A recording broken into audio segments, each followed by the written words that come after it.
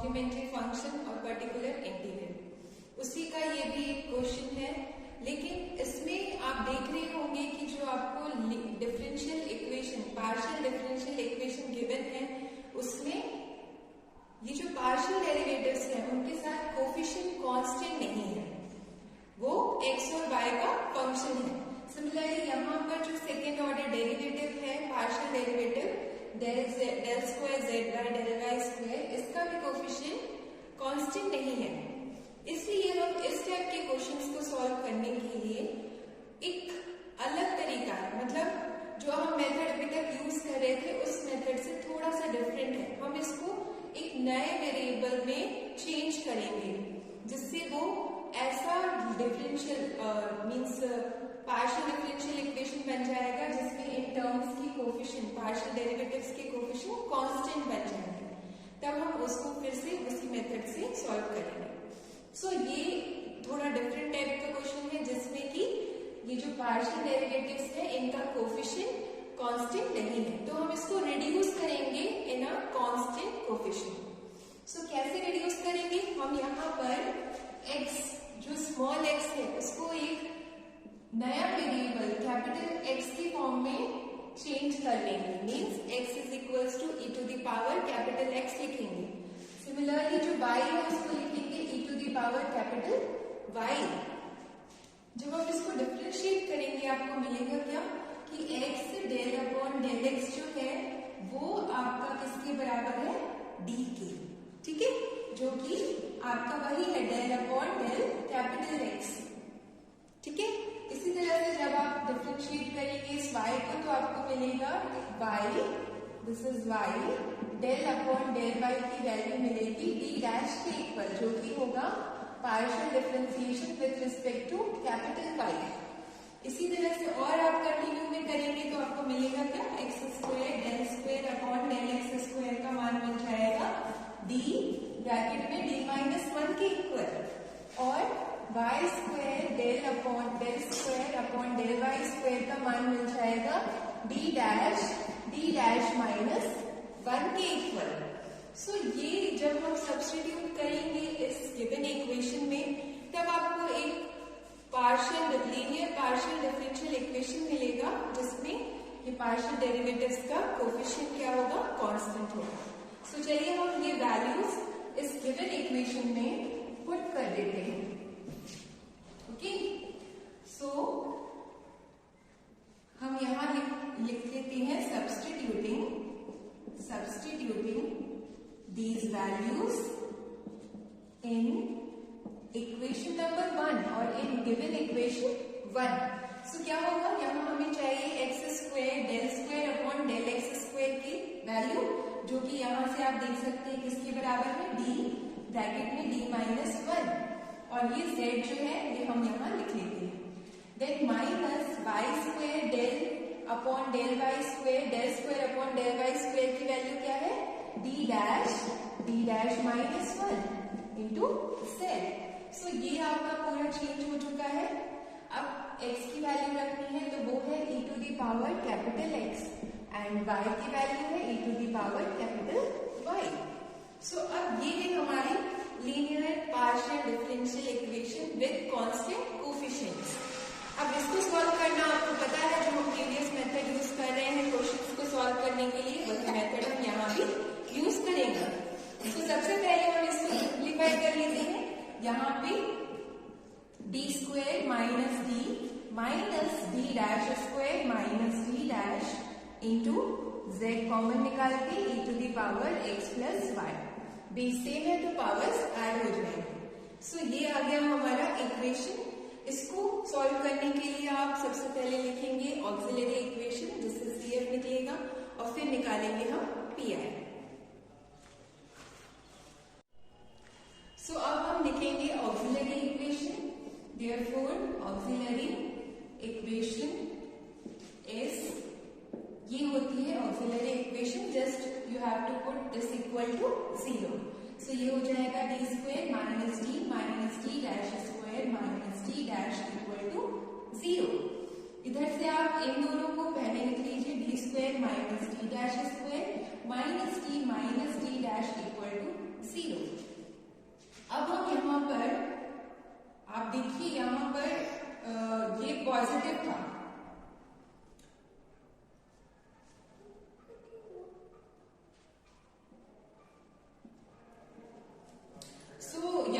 पर हम इन दोनों का फैक्टर करेंगे तो ये आपका a square minus B square है, तो ये हो जाएगा d minus D dash, d plus D dash minus 1 common लेंगे इन दोनों से, तो d minus D dash equal to 0। अब इन दोनों टर्म से देखिए d minus D dash common आ जाएगा, सो अंदर बचेगा d plus D dash minus 1 equal to 0। और इसको आप इस फॉर्म में भी लिख सकते हैं प्लस 0 एंड यहाँ पर d plus D dash minus 1 equal to 0।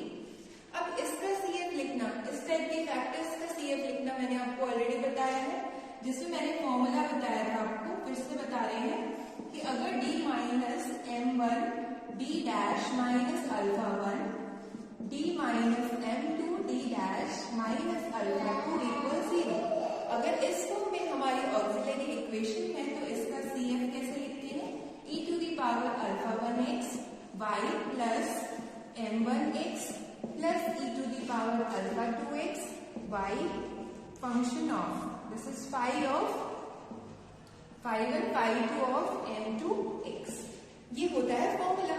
सो इसी का हम यूज करेंगे क्योंकि हमारे फैक्टर्स इसी टाइप के हैं। सो जो CF होगा हमारा वो क्या होगा, e to the power alpha 1x, तो अल्फा यहाँ 0 है, सो ये e टू दी पावर 0 1 बन जाएगा, तो सिर्फ phi 1 आ जाएगा और कैपिटल Y लेंगे, ठीक है, क्योंकि ये हमारी differential equation x capital X और कैपिटल Y के लिए है। सो यहाँ पर आप देख सकते हैं m1 क्या है 1, सो यहाँ 1 रखेंगे into x plus e to the power alpha 2 हमारा कितना है 1, तो e to the power 1 into x, फिर phi 2 y प्लस m2 कितना है यहाँ पर माइनस 1, तो y माइनस x। सो ये आ गया हमारा CF। अब हमें निकालना है PI। सो PI का फॉर्मूला आप जानते ही हैं, PI लिखने के लिए क्या करना है, 1/f d dash into f of x y, capital XY ले रहे हैं क्योंकि जो हमारा डिफरेंशियल इक्वेशन बना था वो कैपिटल XY के फॉर्म में है, ये वाला। सो इसको हम लिखेंगे, यहाँ पर आप जो लिखेंगे वो फैक्टर बनाने के बाद जो आया है, यहाँ से आप देख सकते हैं, इसी को हमने इस फैक्टर फॉर्म में रिड्यूस किया है, तो हम यही लिखेंगे d minus D dash and second factor d plus D dash minus 1 और यहाँ पर e to the power x plus y।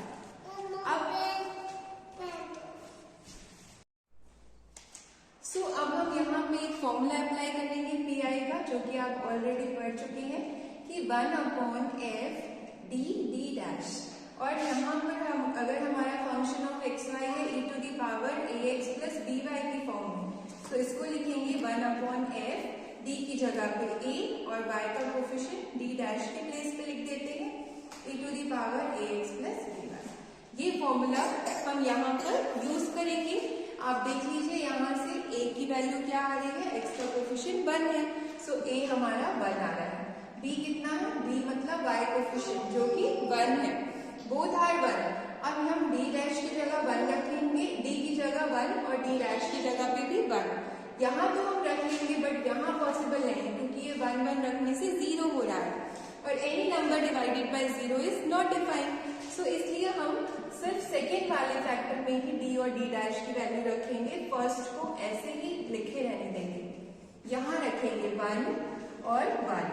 सो ये आपका हो जाएगा +1 -1 कैंसिल, सो हमारा PI आ चुका है, this is equal to 1/d minus D dash.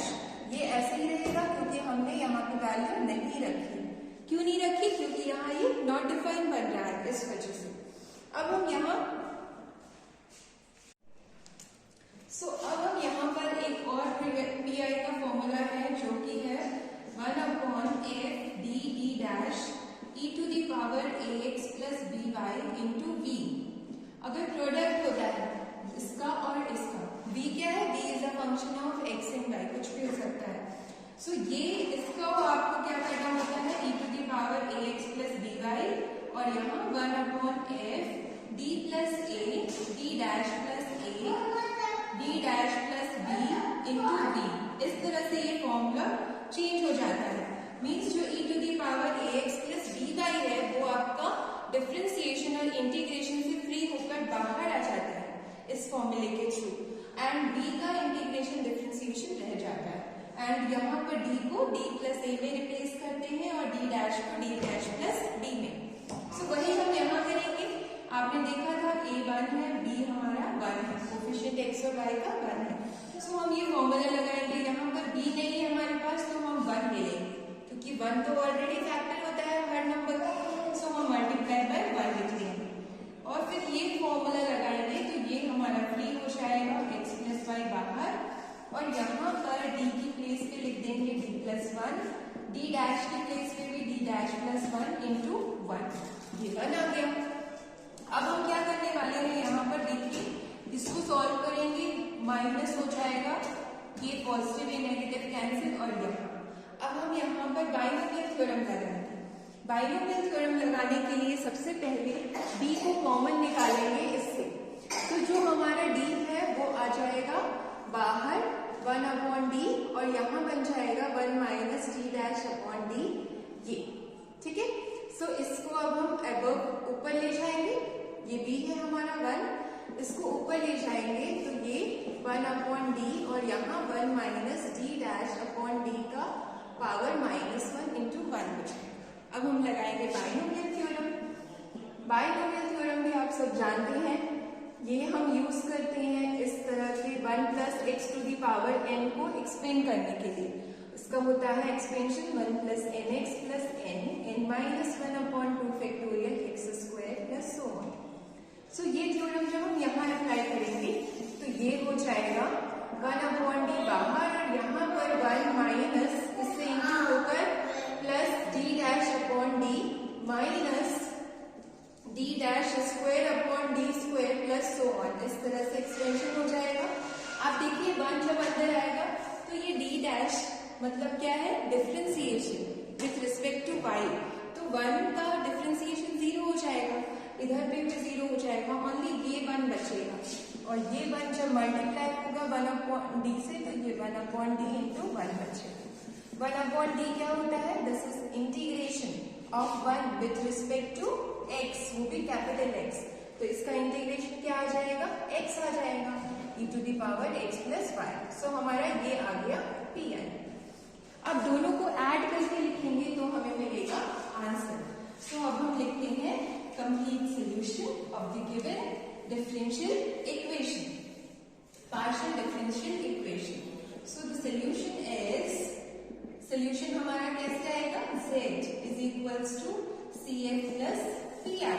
CF कितना निकाला हमने, phi1 y plus x plus e to the power x, ये है phi2, this is capital X, y minus x, और PI हमारा आ चुका है x e to the power x plus y। Only आपको ये कैपिटल और x और कैपिटल Y को स्मॉल x y में रिप्लेस करना है। तो आपको मैं बता दूं फिर से रिवाइज की, x जो था वो हमने e to the power capital X लिया था। सो अगर हम log लेंगे तो log x बराबर कैपिटल X आ जाएगा, सेम log y जो है वो आ जाएगा कैपिटल Y। सो हम x और y की ये वैल्यू यहाँ रख देंगे ताकि ये स्मॉल x y में रिप्लेस हो जाए। So log y log x plus e to the power x को आप डायरेक्ट लिख लीजिए small x, phi2 log y minus log x, और प्लस इस x के प्लेस पे क्या लिख देंगे, log x, e to the power x y की जगह लिख देंगे स्मॉल x y।